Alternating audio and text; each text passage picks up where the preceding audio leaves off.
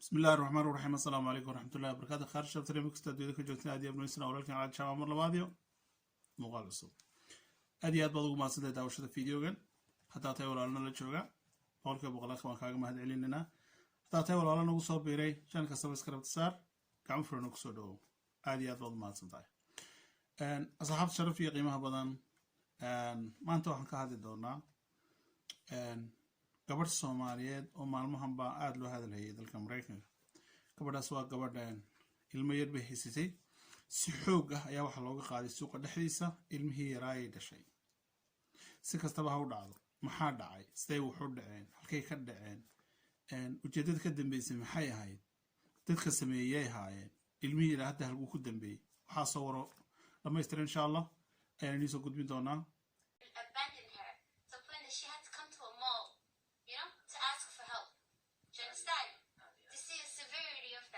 سياب صباح بصراحة ما شاء الله أنت بصباح بصراحة جيس كذا. السلام عليكم دمان وين السلام يا راح واحد تري هو يصومالي أو because دبعتها هي صدقت يو كارملان إن اعتماد مول صوماليا سي أي عاومة أهلو بلد المسلمين هلو عاويو عبء نوت هذا community نهاي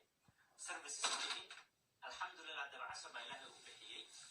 خير الله سيو أو popularity سي social media سي استعماري أنا ماشي واحد شوي حفيز لما كان سأوي سجل عن شوي ما أقول هاي هدي أنا أركي هاي السوشيال ميديا لما كان صفري what is going on يا وحي أصوته ما كان واحد مباحنا هو ابن هاي تبع عصر مقالور بموجهه لو غلبنا ما يستعجنا هل واحد يأم كدرو مساجد بعمله بنوية على سماع حدانا يعني واحد مباحنا هاي ديوان إلا السمايو قفل بوس سجرين كرا إنه ديوان قليو وواحد مركي Soomaaliyeed dadkan waxa weeyaan dadkii community-ga lawyerkii iyo dadkii ka qayb qaatay markii dambe hawsha oo ugu horeeyo tabcasar jazakallahu khayr Allah ka jaaziyo waa wiil Soomaaliyeed xaqiiqatan kamaradan banaanka taala lama dhaayilsan karo kamaradan banaanka taala wax badan bay faa'iido tahay oo ay ku wanaagsan tahay bal marka haddaba ummadda Soomaalidu macnaha gabadhan imiga waxay ka hadlaysay inay gabadh Soomaaliyeed intay soo socoto gurigeeda laga soo saaro suuq bartilka hay timaado oo maxaan ku dhahday hay caawimaad dalbato oo isla meeshii haddana boolis loogu dalbo ilmaheegina ay ku weydo xaqiiqatan wax fool xun waaye wax aad u fool xun waaye la eegin karin xaqiiqatan taasi waxay cadeynaysaa isku xidhnaantan ummadan Soomaaliyeed meel kasta ay joogto meel kasta ay adduunyada joogto waxa jirta burbur baa jira kala fogaashaa jirta kala waxa isku xidhnaan la'aan baa jirta hadday ummadda isku xidhan tahay gabadhani waxay wici lahayd cidii ay ku xidhnayd ama community noqoto ama cid bulshadeeda ka shaqeysa noqoto ama masaajid noqoto ama nidaam noqoto intay socoto markay dhibaatada ku dhacday ayay wici lahayd ciday qusayso laakiin meelahay wacdo ma taqaano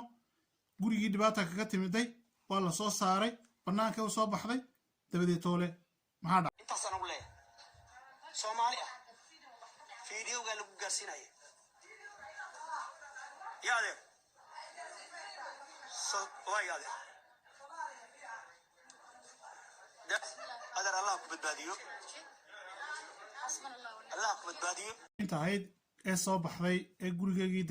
dayacaan uga soo baxday ee banaanka soo baxday ee suuqa timid ee mool soo gashay ummaday hay ka shaqeysanayso ee dad Soomaaliyeed dhex timiday ayaa boolis lagu dabaday waxa la yiraahdaa halkaasi xabad yar cambaa yaala inay xabad cambaan oo ka qiimo daranay oo ma Soomaaliyeed waxa sameynaysa waa laga dambeeyay baf gabadha waa laga dharbaaxay dhibaatadaas dhacday waa haddaba macnaha ummadan Soomaaliyeed waxay soo dhaafeen xadkii loogu talagalay baan dhaafnay ummaddu way istiri jirtay way burburtaa way isku dhacaan way isqabsadaan waxbay sidaahdaan normal adduunyadu weligeed bay burbur jirtay adan way soo kaban jirtay dadku way istilaan waxbay isku dhacaan imiga bal dadkan gabadhan soo saaray ee dibadda soo dhigay horta halkan iyo dhig laakiin ummadda Soomaaliyeed waxay imiga ugu daran ee meeshii ugu daran xiniyeysa imiga ma waxa arkaysa laba qof faasleenaya war xitaa iska dhaafo labadiis qabiib isku dhacay labadiis qabiib markay isku dhacaan mid baa ilmihii raacaya ka bacdi maxaa dhacaya markuu mid raaco kii kala uu ku yaradkeynay xuliyadaan anigii rabin wallahi carruurtan ka dharbaaxi doona halkii uu ka ataagaya dad aan loogu talagelin dhibaato noocaas dhacaysa maxaad u maleynaysaa qof kalena bal imika gabadhaas Soomaaliyeed waa gabadh masaakiina waa umul 3 bilood buu ilmahan jira 3 bilood ilma jira waa ayuu qof damiir iyo dhiig Soomaaliyeed intuu ku jiro intuu booliis u waco ayuu leeyahay halkan ilma dactareysan baa jooga ma waxa soo kala aragtay bulshada u burburtaan daba noqonay oo jirin oo wax alla waxay adduunka ka jiraan aanay jirin malan eegno horta community iyo dadkii soo arrinkan galay waxay gabadhaan kale meel iska fadhiyo yimaado ilmaheedii inuu dafo ama naag cadaan iyo madow ta timaado ay telefoon ta dirsato ay kiis ku dul samayso ay tiraahdo iyo qora warqad dalta carruurtaan soo qaadanaya bal arrintan hadda gabadhaan miskiinta lagu sameeyay oo ayadoo miskiin ilaahay ah marka community ku meel iska daawataa waa in su'aal weydiiyo oo gaal qaldho carruurtanada noo daaniyo waata hooyadii dhashay lagu soo jaajeexay adoo lagu soo jaajeexin gabadhaan baa lagu soo jaajeexay marka bal dadkeennii walaashina weydiinaya hodan dadka qaarkood waxay lahaayeen systemkaad khilaafaysaan ha hadlina booliska hadda fiin carruurta bal maxaa la samayn karaa يعني ما قادن كران عروتي ما قادن كران أيقو حق ما أقول without court order without anything مسك قادن كران بل نشرح بل سي أنا برنا السيستم كسر أباي أي نشرتي دتك قاركود بوليس كي نشقيان وحب كلهم بعدين أقول باي أذكرت لحظة ما قرأت مركب حاسة من دتك يعني واتنا ولاش ردرتان ووجد يعني المهدي ما شاء الله يعني Yeah. By Hamdi were smart women, and she's brave. You know, because good together and when you could imagine when a no public became imate. Okay, so the best. يعني وديسية هالية أول. Yes, the best person or advocate Karen Karo Naftali is Ariga. Okay, so we tried now what but an app why this that. You know what I mean? If it's not in public, Zalo Granaya. صح.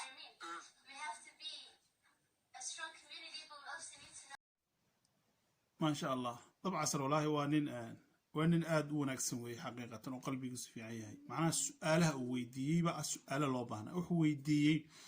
أسكرتو أنت إسكسو السعودان يوم وح أمر هيسن أمام ميلو سعون مي إسكسو السعون كرا إلمها مي قادن كانان أمام هرداد رباطا ميكو سمين كران جواب تاسي وامايا وحي لين وحو البوحو ليه الشروط يا الشرعي يا الندام بوليه الأمرو oo qofka bini aadmiga wuxuu leeyahay nooc uu doono ahaado ama wadanka ha u dhasho ama ajnabi ha ahaado xuquuq uu leeyahay baa jirta in kastoo xuquuqo fara badan lagu tunto oon cid u aabayeelisan jirin tani ka mid tahay laakiin haddana boolisku wuxuu leeyahay sharciyo loo maro oo isagu waa inuu haystaa order iyo system iyo waraaq iyo waa inuu dacwad dhammaystiran haystaa markaas uu tallaabo qaadi karaa haddayna meesha jirin xaalad khatar ah oo degdegi oo sida imika gabadhan oo kale loo afduubay ee barnaamijka inta looga daba qoray تلفون لوجا دبدري ليدي الماس هلس بوكسوجي وويدلي صاب بعض نوع عسوك لو سوي وكوا سوق كدي ما دين معناها كفر منوجين معناها شرع قاسي صحمية هي مسوا غلط جوابته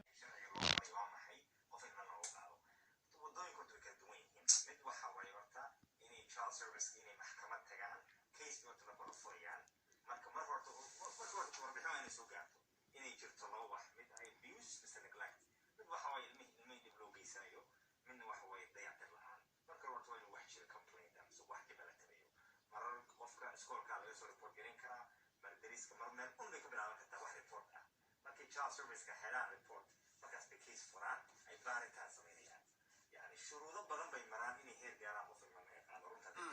baaritaan bay soo ganayaan qof wala soo xiriiriyaan waxay xaaladaha ka tabayna guriga dhimiyaa jirta dhaqaale la'aan ma jirta xaalad darro ma jirta caafimaad darro ma jirta duruufaha qofka haysta waa maxay xaaladaha ku kalifay kadib qofku isku dayaan qof caawimaad inuu helo qofka hadduu yahay family u joogaan caawin karaan garabaysiin karaan sababta aan maasha allah nolol joogto walaasha kawsar aad baa u sharfayna ilaahay sharfo walaashan hodan iyo communityga maahir maxamed dadkii ay community u taagan badan baa jira caafimaad sameeya taas naqaano yani bulshaan haysanaa dhakhaatiir iyo social workers iyo counselors haysta xaalada caafimaad qofka caawin kara walaasha kawsar u taabatay xaalada qofka ilmaha dhalo postpartum depression waa xaalad common ah oo aad iyo aad u dhaca dad badan ay xaalada ku dhacdo wax maaha ceebo wax dhibaato ama wax maasha allah walaashan alxamdulilah inaan xaaladahay geesiyad tahay oo xaaladan ay la dhilgaris community-ga aan u istaagno wax lagu farxo waaye taamarka wax dhacaa waaye muhimka waxa way haddeer isugu nimaanay inaan bulshadana ay wacyigelin u noqoto runtii midda labana abaayo sida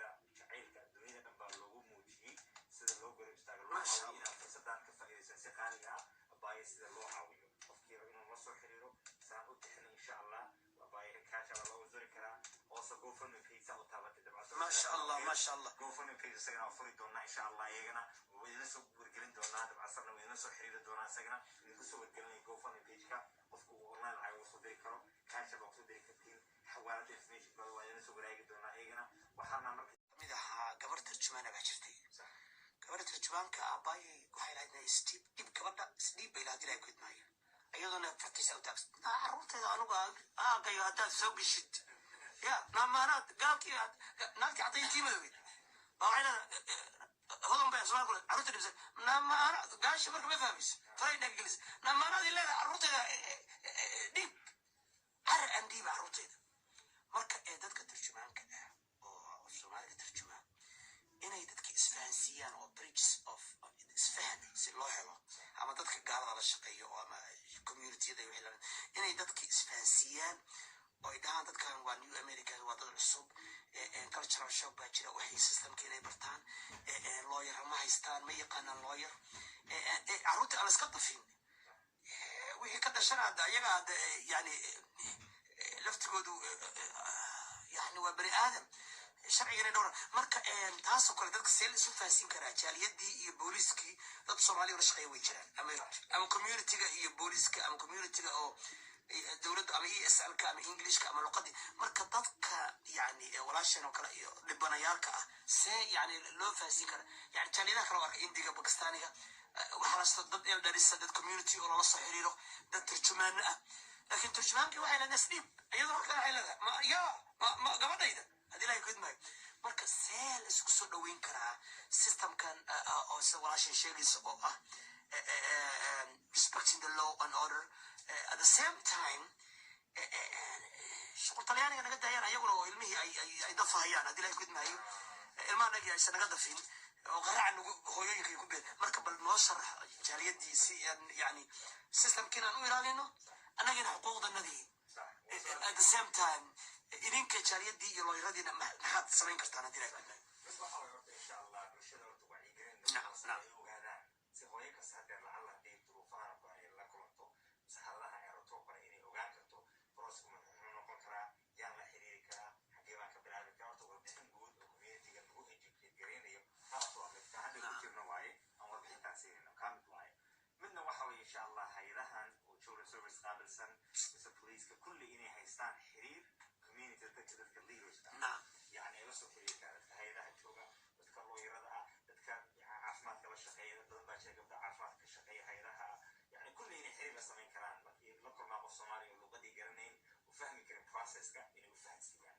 marka laakiin bulsho ahaan community aan ugu harna inaan ogaano runtii lacalla haddii xaaladan adoo kale anay la soo xiriiri karaan insha allah xafiiska information kulli waa idin soo ninkan lawrka wuxuu sharaxayaa macnaha bulshadu markay dhibaata ku dhacdo inuu halkan oo kale la xidhiidhaan systemkii iyo dhaqaalihii gabadha loo ururinay iyo systemkii markaan isku soo wada duuduubno intaasuu ka hadlayaa bulshadu inay noqoto bulsho inay isaga soo wici karaan oo loo yaraa inay communityga wici karaan inkastoo gabadhani ay geesiyad ahayd oo ay wax fiican qabatay xaqiiqatan oo macnaha intii taalkayga ay dadaashay dee gabadh waddanka soo gasho waddanka ku cusuban sharciyo fara badan garanayo systemkaasoo dhan anay waxba uga baxsanayn xaqiiqatan haddana wixii intii taalkayga way socotay waana runo dad baa dibadii ka riixayay dumar baa telefoon ka hadlayay dad baa waxyaabo fara badan haddaba intaa markaan isku soo wada duubno laba qodob baan haddaba aanu ku daraya insha allah aan rabaa inaan si toosa uga hadlo qodob waxa weeyaan horta ummadda soomaaliyeed waa dad fara badan oo wanaagsan baa ku jira in gabadhan la caawiyo oo ilaahay dartii loo caawiyo oo gaalka iyo dhibaatada ku dhacday iyo maxay la-aanteedaasi in laga caawiyo dhaqaale la-aanteedaasi oo laga istaago muhiim waaye ummadda soomaaliyeed qof kasta soomaaliya ayay qusaysaa ilmo yaroo dhaqan bay haysataa waa hooyo soomaaliyeed oo dhiban oon sharci manaha aan waddanka ku cusub saan qiyaasayo oon wax kaloo intaa u dhaafsanaanan lahayn marka waxay u baahan tahay garab istaag sida la xaqiijiyey in lasoo dhigay macnaha akooni loo sameeyey loogu caawinay dhaqaalo horta ummadda soomaaliyeed waxaan ugu baaqnaa gabadha in la caawiyo ilaahay dartii in loo caawiyo qof kasta wuxuu ku caawin karay taalkiisa arrin iyo adduunba la saag taago taas waa mid qodobka labaad kale waxa weeye dadkii waxaa ka dambeeyey macnaha qofka soomaaliga ee waxaa sameeyey xaqiiqatan ee ku dhaqaaqay ilmo yaroo dhaqan uu dhalay oo ilmihiisiiya inuu cadow gacanta u geliyo oon la gareenin cadowgan xilliga uu soo celin doono xilliga uu keeni doono meesha uu ka keeni doono inta uu qaadan doono midna aan la garanayn qofka ku dhiiraday ee xaqiiqatan gabadhaasi booliska ugu yeedhay dembi weyn buu bulshada Soomaaliyeed ka galay cidna u doonaada ama hooyada ha noqdo walaasheeda ha noqdo cid kale ha noqdo magaca Soomaaliyeed qofkaas xaqiiqatan gabadhan dembi uu ka galay aad iyo aad baan uga xumahay bulshadeena dad noocaas oo kale u dhintay oo qalbigooda saa u madoobaaday inay ka soo dhex baxaan xaqiiqatan way nagu dhex jiraan meel kastana way joogaan America laakiin waxay kaga wanaagsan tahay meelaha kale oo dhan wuxuugaa sharcigeegu uu ka fudud yahay haddii uu qofku process sax maro ilmihiisa si sharciyo ku difaaci karaan inkastoo meelaha qaarkood aad u adag tahay oo su'aalaba laga weydiin dadka marka horta qofkaasi waxa loo baahan yahay bulshada laga dhex qabto qofkaasi waxa weeye nabr ku yaal bulshadeena in la iska qabto u baahan yahay hor qofka Soomaaliga waa inuu damiir lahaada waa inuu wax diida waa inuu waxna jeclaada waa inuu diida wixii xun waa inuu ka dhiidhiya ummadii Soomaaliyeed intay soo socotay waxay cadow ku noqotay ubadkoogii bay cadow ku noqdeen ubadkoogii bay cunayaan maxayawaan baa noqonay maxaa qaldan sideen nahay maxayna ka qaldan halkeenu soconaa akhi ma waxaad aragtay qof Soomaaliyeed ama qof ehelo qofkii ehelkiisa waraabaha u loogaya halkee laga dheela seenu dhaqmayna waa maxay waxani bulshadu soo burburtay waxay ka dhigan tahay waa meeshii ugu dambeysay baan marnaa saaskii ugu dambeysay ayaan burburinay laakiin ummadda Soomaaliyeed waxaan ku goorinayaa war qofka noocaas oo kale inagu dhex jira ama hooyaado ama aabaado ama inanad mar hadduuba noqday qof ilmihiisa cunaya bulshada Soomaaliyeed waa iska qabato ummadda Soomaaliyeed waa is caawisaa ummadda Soomaaliyeed waa is agtaagtaa gabadha Soomaaliyeedna waa laag istaagaa oo gacmaha la qabsada insha Allah bidmil karim meel kasta ummadda Soomaaliyeed ay joogto waxaan rajaynayaa guul waxaan kula talinayaa waraaqi intaad ilmo yar oo ilmahaaga leeg intaad cuni lahayd adeer Allahaaga warsiq doono qofkii dhiban adeer dhib kale ha ugu darin qofkii dhiban gabadhan iyadii ma sharciga garanayn iyadii ma xanuunsan Ilaahay bay nagu dhaarey waa umul 3 bilood weeyaan tareemon 3 bilood bay macnaha ay umul ay ilmihii u jira 3 bilood bay ilmihii u jira way iska murugootay waa qof iska stress ku jirto xanuuna kala iska dhici kara wax ka saa dhici kara ma qof xanuunsanay hadduu xitaa xanuun jiro ma xanuunka lagu darasa midnaad gabadhani hadday rajo ka haysato guriga oo guriga rajo ku haysato ma ilmaheega hirbi dibadda u soo saar lahayd waa maya qof kasta uu og yahay meesha u roon iyo meesha dabka ka shidmayo damiir baad leedahay haddii maanta oo dhan lagu juqajuqayo dhinacyada lagaa galo xaqiiqatan waxbaad diidaysaa naftaa dibadda kuu saaraysa bini aadam wax diidaa tahay heblaay way xanuunsanaysaa heblaay way xanuunsanaysaa walla ma gabadha sanu hadlaysa quruxdan leesay oo hadlaysa ayaad leedii mid ma qabto stressku bini aadamka dhan ku dhaca marka xagan lagaaga qaato ilmeeri kaaga ooyo cid kale uu kaaga istaagtaanu jirin xaqiiqatan qofku waxyaabo fara badan baa iska bedelaysa dabeecadiisa isbedelaya waxyaabo fara badan mustaqraynaya laakiin qofku in la dejiyo haddaad ehel u tahay ood ehelnimo ilmaha rabtay inaad booliska u dhigto ehelnimadaad waxayd inaad gabadhan dejiso guriga aad ku hayso aad xanaanayso intii taalkaaga laakiin taadu dibadda u soo tuurto guriga aad ka qufulato iyada dibadda aad geyso haddana dhibaato kaloo samayso boolisna aad ku darto maxaad u reebatay gabadhaasi dil baad ku fulisay ilmahana cafumaad gelin ama ehelkiisa ahaw ama Soomaali kale ahaw dadku waxay sheegayeen in ehelkooga taa qofku waxaan sameeyey dadka waxaan sameeyey ee gabadha ka camarsa in ehelkeega yihiin maxay ehelku yihiin waa maxay ehelku wax weyn qofka maalinta dhibaataysan tahay inuu kaagta kaas ehelku waa cid u doona noqday dadka kale imka Soomaaliyeed baa iyadoo dhaamo ehelka ay ka sheekeen dadka Soomaaliyeed baa u dhaamo ee gacmaha istaagay ee ark istaagay dabcasar baa uu kaalinta ugu muhiimsan qaato isaga u dhaamo wallahi billahi taala isaga u dhaamo wax la waxay wiinina jir balka waran hooyo Soomaaliyeed oo 3 bilood oo umula hadii inta la qaado marka ilmaha laga qaato intuu wadnu istaago nafta ka baxda ka war bad yaa loo haystaa dambigaas waxa loo haystaa qofkii dhibaatada geystay ilaahay mi hooyada ahaato adiga lagu haystaa because adiga dambigan geystay miskiin yar ilmahaagii oo bogaaga ku jira sahdii lagaga jiida ka war maxaa dareemi lahayd aad iyo aad baan uga xumahay bulshadana Soomaaliyeed waxani inuu ku faafaro loo baahno waxa loo baahan in la dabar jara loo baahay qofkan waxa soo kala sameeyay sharciga la maray ilmahani gacanteena ku soo noqdo laakiin wali si laga mahad maxkamada iman doona daba socod baa lagu sameyn doona meeshan kale laga warhayn doona gabadhan caafimaad baa loo diri doona mashruuc intii ka badan baa la soo kordhiyay laakiin insha Allah walaashay kuushu waa dhinacaaga ilmaheenin mar hadduu gacanteena ku jiro oo soo noqday alxamdulillah rabbil caalamiin adigana ummadda Soomaaliyeed baa ku kici Allah baa ku caawin qurux iyo sharafaad ilmahaaga ku korsan cid kastoo ku soo hujuuntay ciduu doonaha noqdo ama hilkaaga noqdo ama qof kale ha noqdo madaxu dhulka ku dhufan doonaa rabbi baana ku caawin doonaa ilmahaagana sharafaad ku korsan doontaa iyo guul insha Allah biidmillaahi kariim gabadha Soomaaliyeed u soo duceeya inuu Ilaahay u fududeeyo inuu Ilaahay ka dulqaado wixii dhibaha haysta ilaahayna ha kaalmeeyo ummadda Soomaaliyeed waxaan kula talin lahaa waxay intay caawin karaan inay caawiyaan. Assalaamu calaykum waraxmatullahi wabarakaatu.